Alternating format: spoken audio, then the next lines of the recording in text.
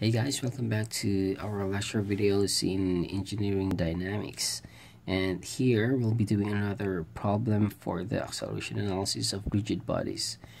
This problem is taken from the sample problem 16.11 of the textbook of Pytel and Kiusalaas.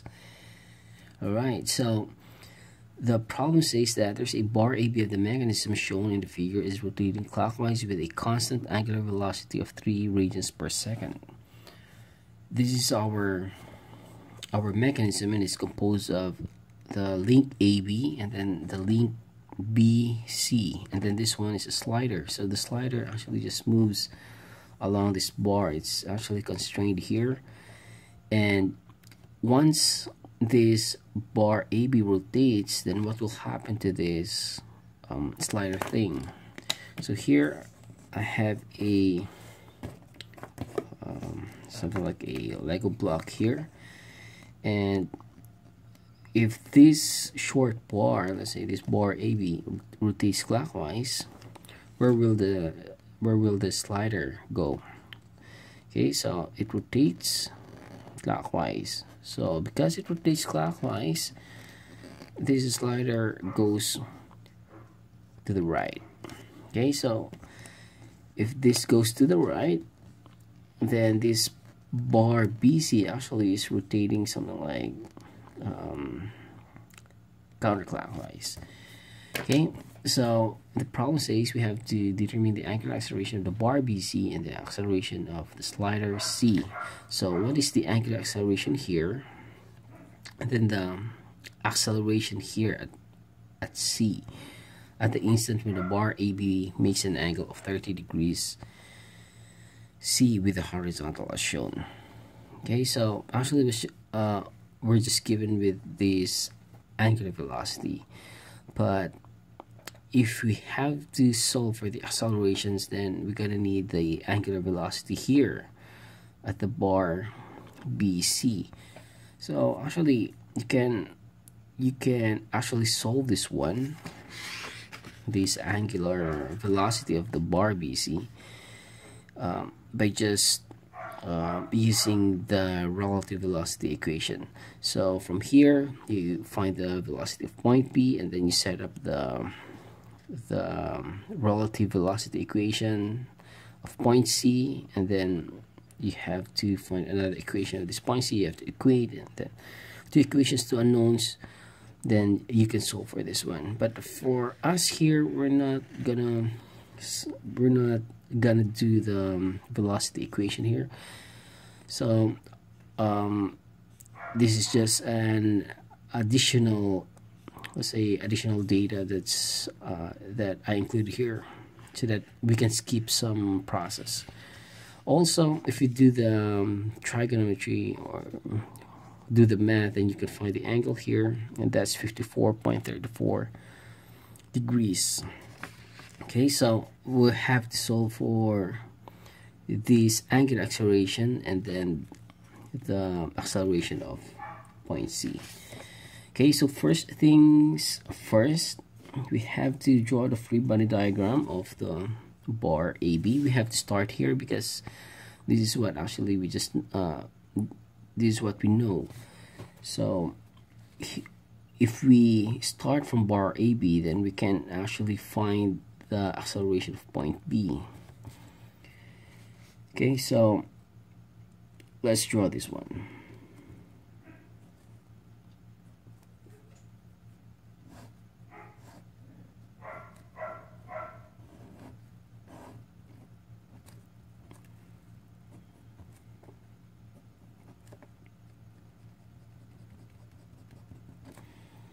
Okay, so we're given with this angular velocity, that's 3 radians per second, and then take note we have the problem says we have a constant angular velocity, so meaning that the angular acceleration of this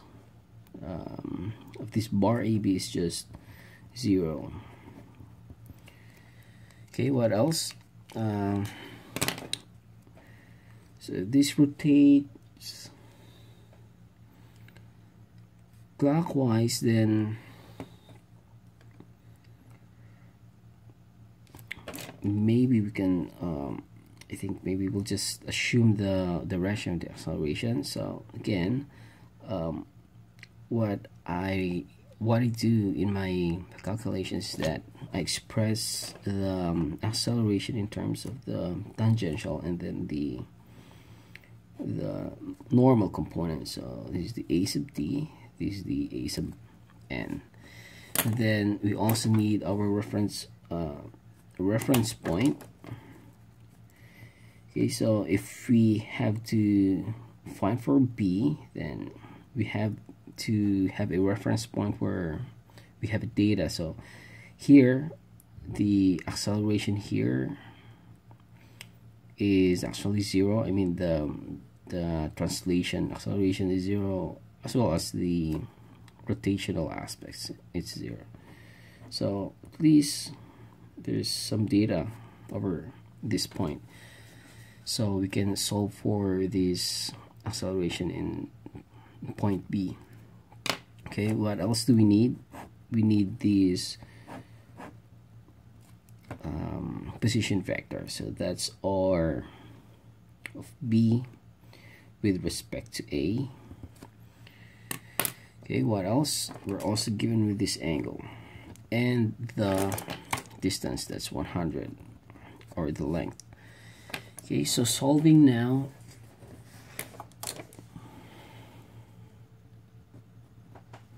Okay, solving now for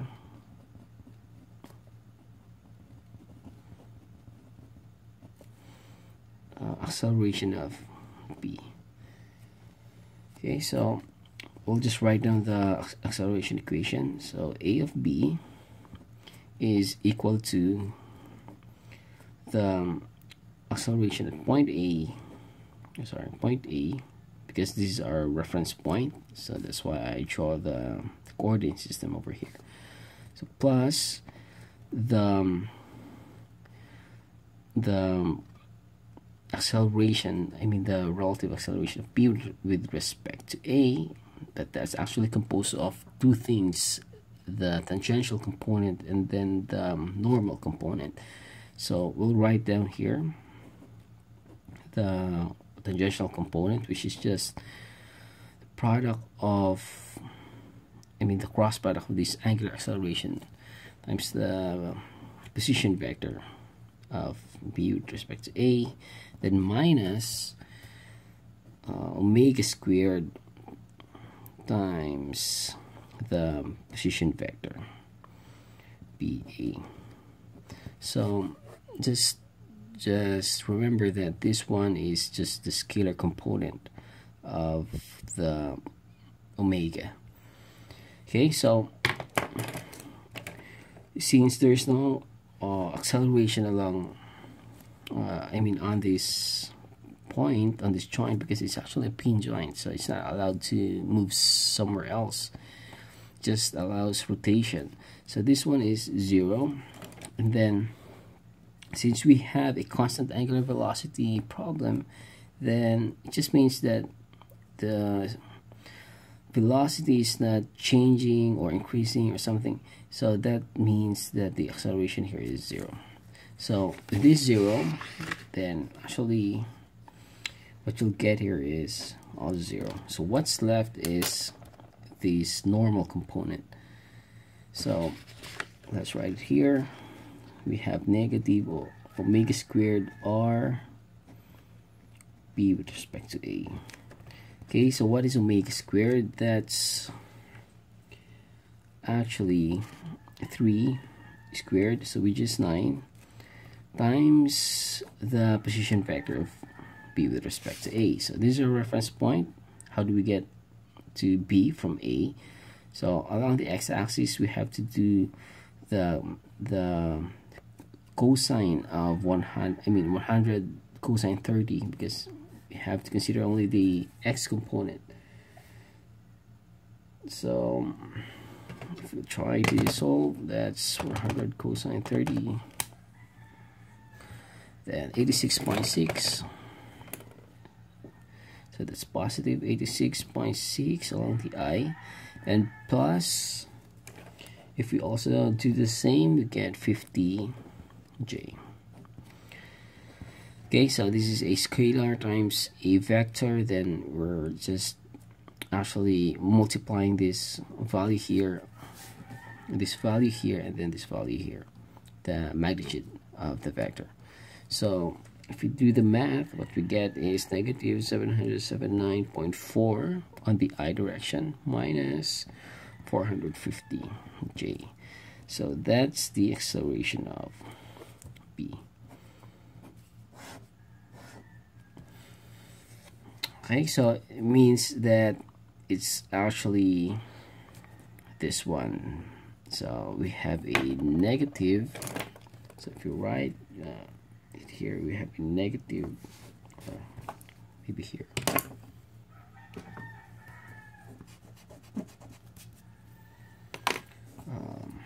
So the vector is this, the acceleration vector. So we have this I component and then your j component, which is negative as well. So this is the 450 and then this is 79.4 and this is it. Okay, so next, since we now have the acceleration at point B, then maybe we can solve for point C. So for point C, this will be our reference point. Right, so again, first things first, we have to draw the free body diagram. So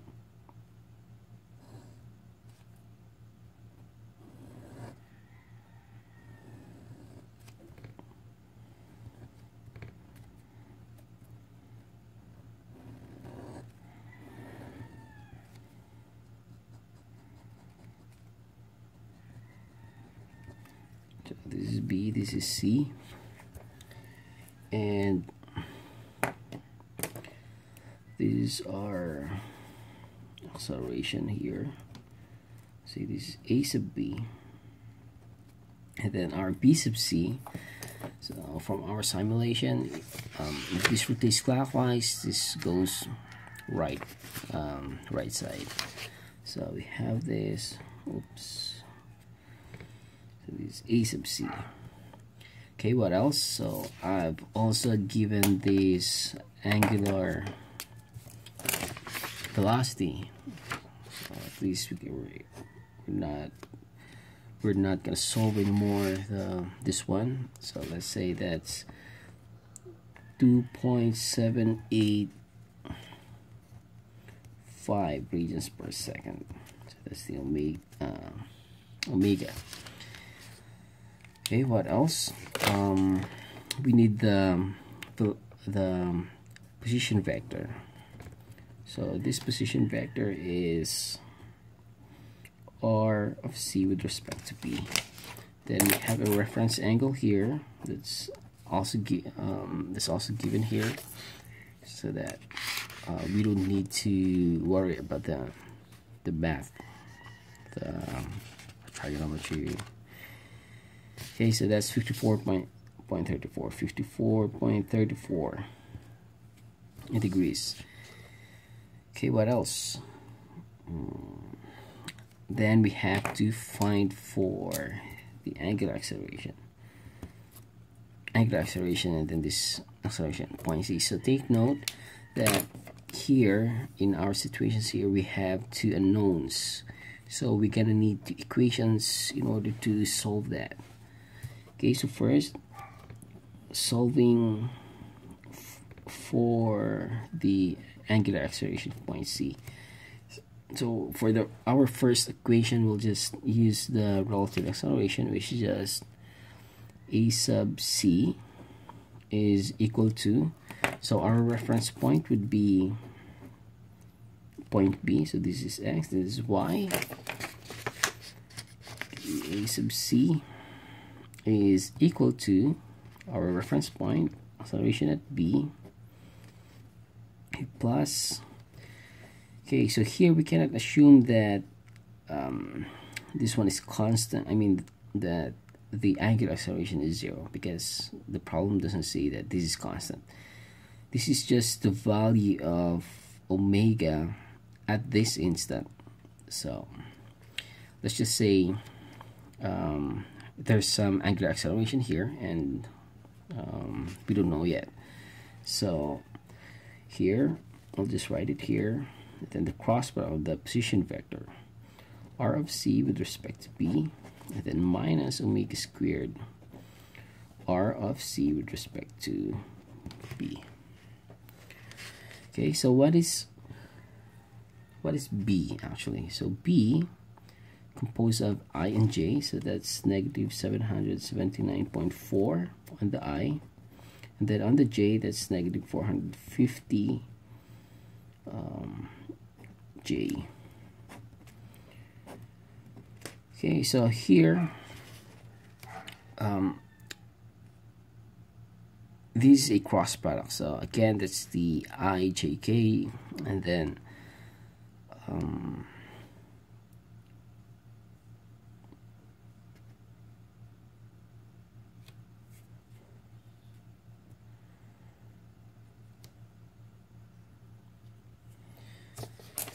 okay, so here our rotation is, let's say that's counterclockwise. So if that's counterclockwise, that's actually going the vector, the angular acceleration vector is actually just pointing towards the positive z-axis.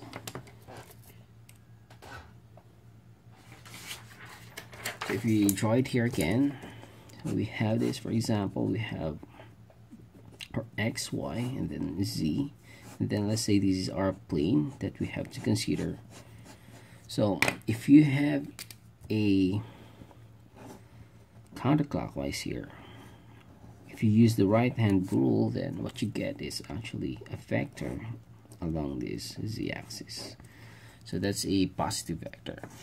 So if you do the math of this cross product, what you get is I, j, okay, and then 0, 0, alpha, and then our position vector would be, of course, that's a positive, from point B to point C. Along the x that's positive, but along the y that's negative, that's going downward. So since we are already given with this angle here, and we have the distance is 160, so 160 mm. So we can find actually the x component and the y component, so which is 93.27, and then we get a negative 130, and then this one is just 0. Alright, so if you do the cross product here, what you get is,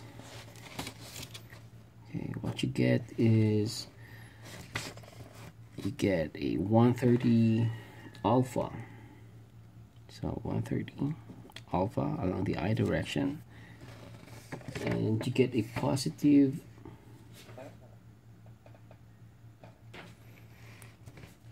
93.27 along the J.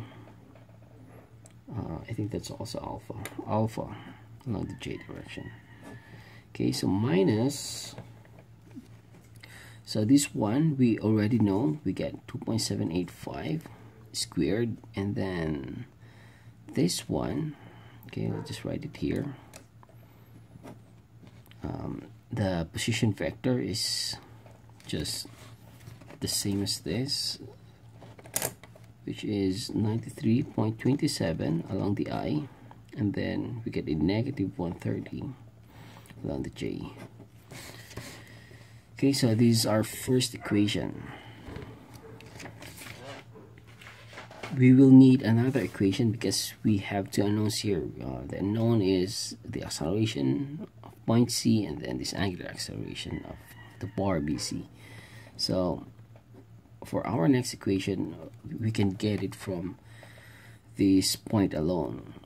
We see that the acceleration of point C is actually it's just purely along the x direction, so, and it's positive, so we can write it AC along the I direction. Okay, so we have two equations, two unknowns. Then we can actually solve for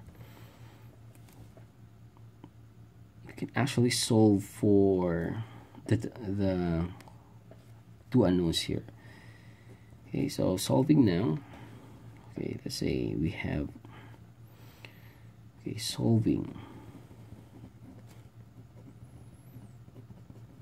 for so along the I, if we just check along the I, if we equate all the i's on the right side on this equation and then the i's on this another equation, so it's just saying this is the right the equation on the right side, then this is the equation on the left side. So we equate all the i's and then we equate all the j's. So if you equate all the i's, you have two unknowns, so you can't solve it yet. But if you equate the j's, so the j on this equation is just 0, so you can solve for something. You can solve for this alpha for the j direction. Okay, so 0 is equal to, because there's no j here, so that's 0. Then we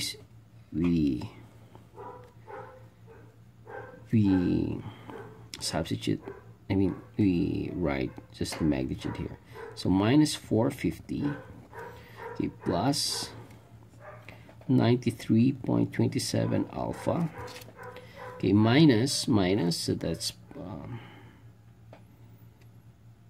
I think that's positive. Okay, so omega squared, we have a value here already, so if you square this and then multiply that to 130, then that's our magnitude. So omega squared times 130. Okay, so if you substitute this, what you get is actually an alpha is equal to negative 5.99 radians per second squared. So that's negative, meaning it's clockwise. So alpha is 5.99 radians per second squared. Okay, clockwise. So we just draw it here.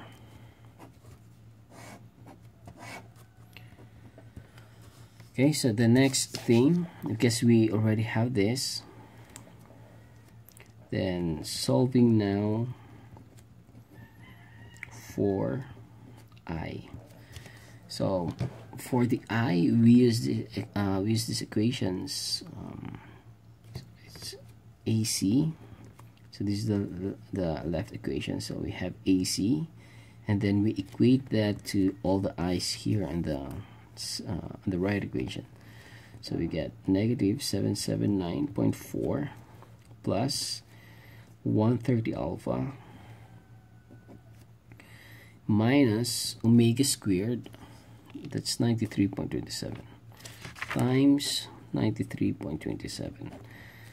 Okay, so you have solved the alpha already, so that's not a problem. The omega squared, this is the value, so 2.785. Then now we can solve that. So if you do the math, what you get is 2281.5 in mm per second squared.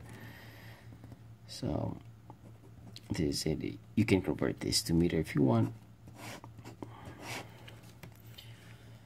Okay, so let's do a recap on what we have done. This is our problem, and we're asked to solve for the angular acceleration of this link BC and then the acceleration along this slider. So first, we solve the acceleration at point P. So we just consider this this link AB, and then we solve for the acceleration at B, and we use the relative acceleration equations. So just take note that the relative acceleration is composed of the tangential and then the normal components. So if we do the math, then what you get is actually this. So the AB in terms of the vector notation, so that's negative and the negative along the I. So that's actually correct because the acceleration, the tangential acceleration is actually 0. Why? It's because the problem says we have a constant angular velocity. So meaning the velocity is not changing, and therefore there can be no angular acceleration. So our angular acceleration is 0. Okay, so what's left is just the normal component of the acceleration. So now that we have this acceleration at point B, then we can now go to the link BC, and that's gonna be our reference point. The point B will be a reference point for solving the acceleration of point C. And since we have two unknowns here, we will have two unknowns because we have to find out the acceleration, angular acceleration here of the bar, and then the acceleration here at point C. So we're gonna need two equations in order to solve that. Okay, so the first equation, we use the relative acceleration equation.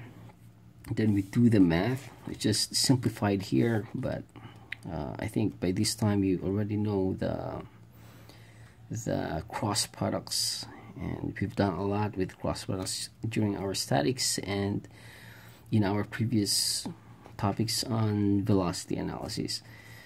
So if you do the cross product of these vectors, then what you get is here is this one, and then this one, I just didn't input the value of this omega squared, but it's actually this, or we can write it here. So this is actually 2.785 squared, so that's the same. Okay, so that's our first equation. Then the second equation, we're gonna get it from this point C alone. So since this is a slider, it has a constrained motion, so the direction is just either to the right or to the left, or we can say just along the x-axis. So we can write the notation in terms of this AC, the magnitude times the unit vector I. So now we have two equations to unknowns, then we can solve that. But if we want to know which one should go first, the I's or the J's, then we'll check if from here we can actually see that if we go for J, our unknown is just the alpha. So just imagine that this one is the right side equation, then this one is the left side equation, and then we just equate all the I's and then all the J's. So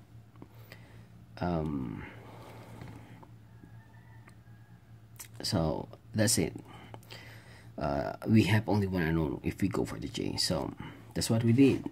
That's the solving now for the J components. And if we do the math, we have 0 here. It's because there's no J on these equations, so that's 0.